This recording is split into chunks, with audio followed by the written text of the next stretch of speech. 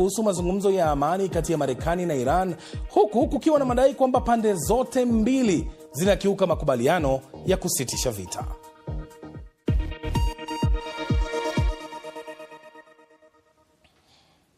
Tuanzie Mashariki ya Kati ambapo spika wa bunge la Iran amesema hakutakuwa na mazungumzo na Marekani hadi pale kutakapokuwa na makubaliano ya kusitisha mapigano nchini Lebanon.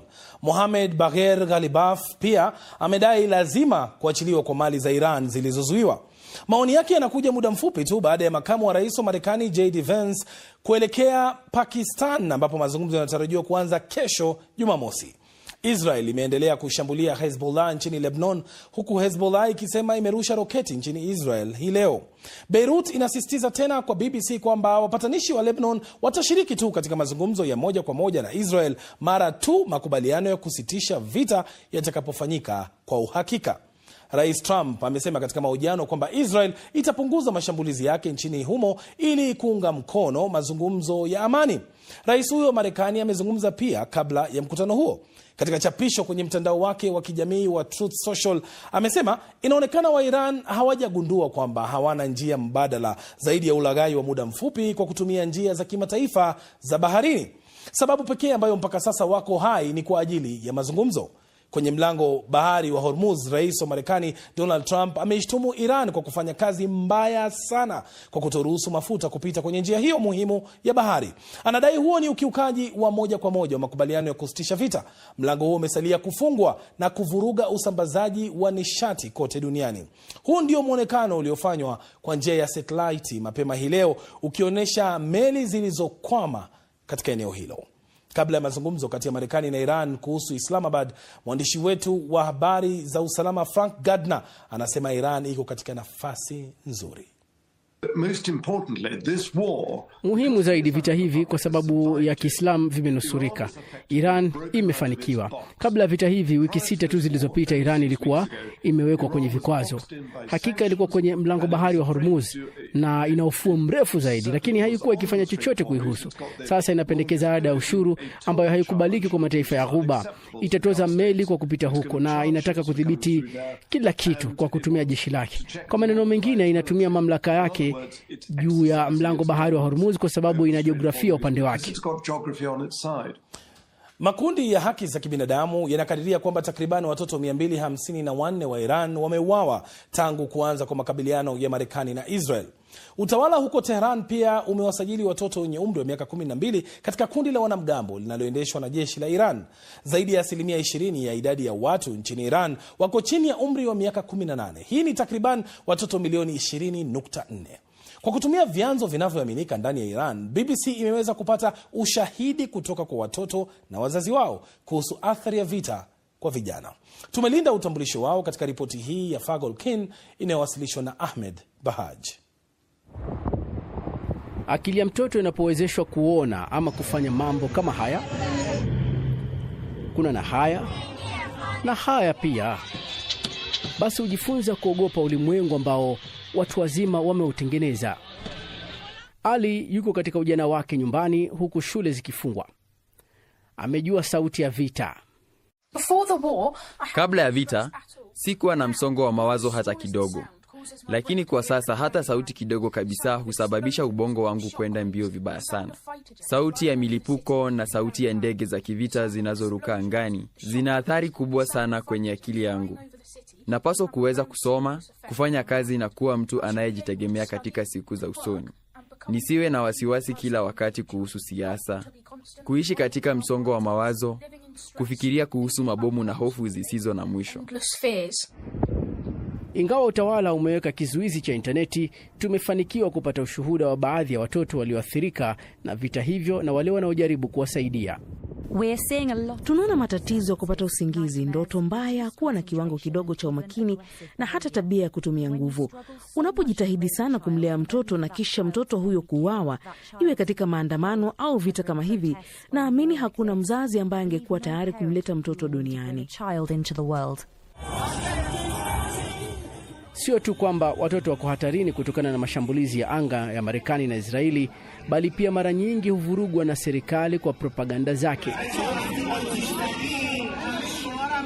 na hivi karibuni serikali ilitoa wito kwa kila mtoto mwenye umri wa zaidi ya miaka 12 kujiunga na wanamgambo wa utawala huo na kulinda vituo vya ukaguzi. Mamana, babaha, daste bacheha ro begirid biayid to khiyabon. Unataka mwanao awe mwanamume? Anamuuliza mmoja wa maafisa kwenye televisheni. Wapeleke watoto wako usiku kwenye vizuizi vya barabarani. Watoto hawa watageuka kuwa wanaume kamili. Ni matamshi ya kijeshi ambayo yanakuwa na matokeo mabaya. Alireza Jafar mwenye umri wa miaka 11 aliuawa kwa shambulio la ndege zisizo na rubani alipokuwa akilinda kituo cha ukaguzi. Watoto wengine wameuawa kwa mashambulizi ya anga majumbani mwao au wamepoteza wazazi wao kwa mititi. Watoto wengine wameuawa kwa mashambulizi ya anga majumbani mwao au wamepoteza wazazi wao kwa mitutu ya bunduki za serikali. Mamake Tehran Nur ana mtoto wa kiume hapa ufukweni kabla ya vita. Ameapa kumlinda kutokana na vita na mafunzo ya serikali. A 12-year-old child, mtoto wa miaka 12 hana uwezo wa kufanya maamuzi sahihi. Haelewi kinachoendelea. Kwa mfano, wanaweza kudhani ni aina fulani ya mchezo wanapopewa silaha na kuambiwa waende vitani. Wanafikiria wanacheza mchezo wa video. Mtoto anapopitia njia hiyo, hakuna njia ya kurudi. there is no way back. Huenda vita vikaisha kwa sasa au la, kufuatia kusitishwa kwa mapigano, lakini hakuna mwisho wa uharibifu unaosababishwa kwa miili na akili changa. Sasa ili kuelewa zaidi kuhusu athari ya mapigano kati ya Marekani na Israel dhidi ya Iran kwa uchumi wa dunia, tuungane na mchambuzi Anthony Mveyange, anajiunga nasi mubashara kutoka Dar es Salaam, Tanzania. Mveyange, kwa mtizamo wako, athari ya vita hivi vya Marekani na Israel dhidi ya Iran kwa hali ya uchumi duniani ni gani? Athari yake.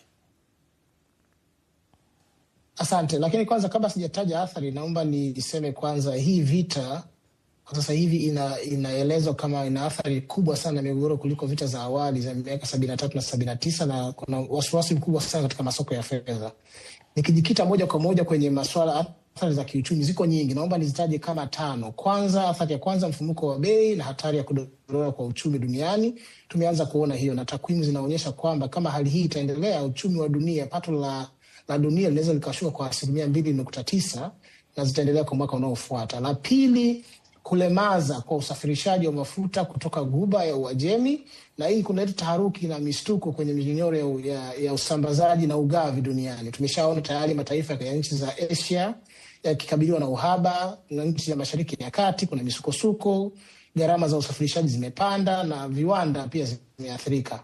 La tatu, kuna kuongezeka kwa gharama za usafirishaji ambazo nimetaja hapo awali, lakini labda nijikite zaidi hapa kwa kufafanua kwamba tumeona bei za viwango vya mizigo vimeongezeka, bei za mafuta zimeongezeka, malipo ya bima pia yameongezeka, na kwa ujumla bei zimepanda kwa takriban 50%. La mwisho, kwa kumalizia, kumekuwa na sekeseke na mgogoro kwenye soko la nishati. Tumeona bei za mafuta zimepanda kwa karibia, usafirishaji umeshuka kwa 20%, lakini bei zimepanda kwa kutoka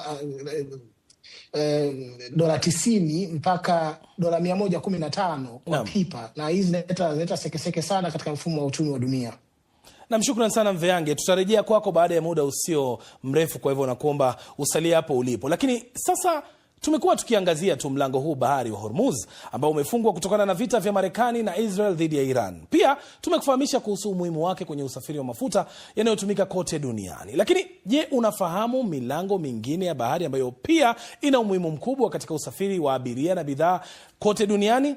Njia hizi za maji zina jukumu muhimu katika kuunganisha bahari na bahari, kupunguza umbali wa bahari na kufupisha muda na gharama. Kwa hivyo usumbufu wowote katika mojawapo ya njia hizi za maji unaweza kusababisha usumbufu mkubwa katika masoko ya kimataifa, kama anavyoeleza Victor Kenani. Unazifahamu njia kuu 8 za kwenye maji ambapo ni muhimu zaidi duniani? Hizi si tu njia za meli, bali ni kitovu cha uchumi, siasa na usalama wa dunia. Kwanza ni mlango wa bahari wa Hormuz kati ya Iran na Oman. Hapa hupita zaidi ya 20% ya mafuta ya dunia, kwa hivyo usumbufu wowote hapa jua unachangia kupanda kwa bei ya mafuta duniani. Njia ya pili ni mfereji wa Suez nchini Misri. Huu unaunganisha bahari ya Shamu na Mediterania. Historia yake imejazwa na migogoro ya kimataifa. Tatu ni mlango wa Bab el Mandeb. Upo kati ya Yemen, Djibouti na Eritrea. Hili ni lango la kusini kuelekea mfereji wa Suez.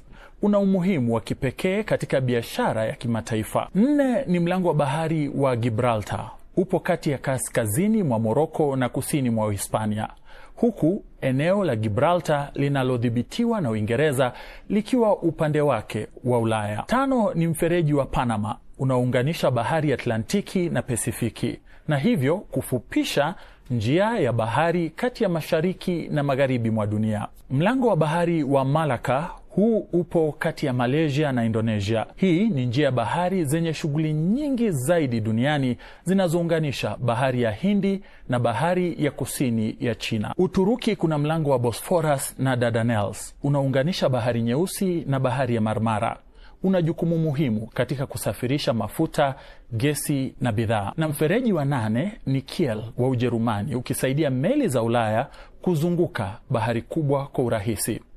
Unafahamu nini kuhusu njia hizi? Mazungumzo yetu yataendelea baada ya muda usio mrefu. Hii ni Dira ya Dunia kutoka idhaa ya Kiswahili ya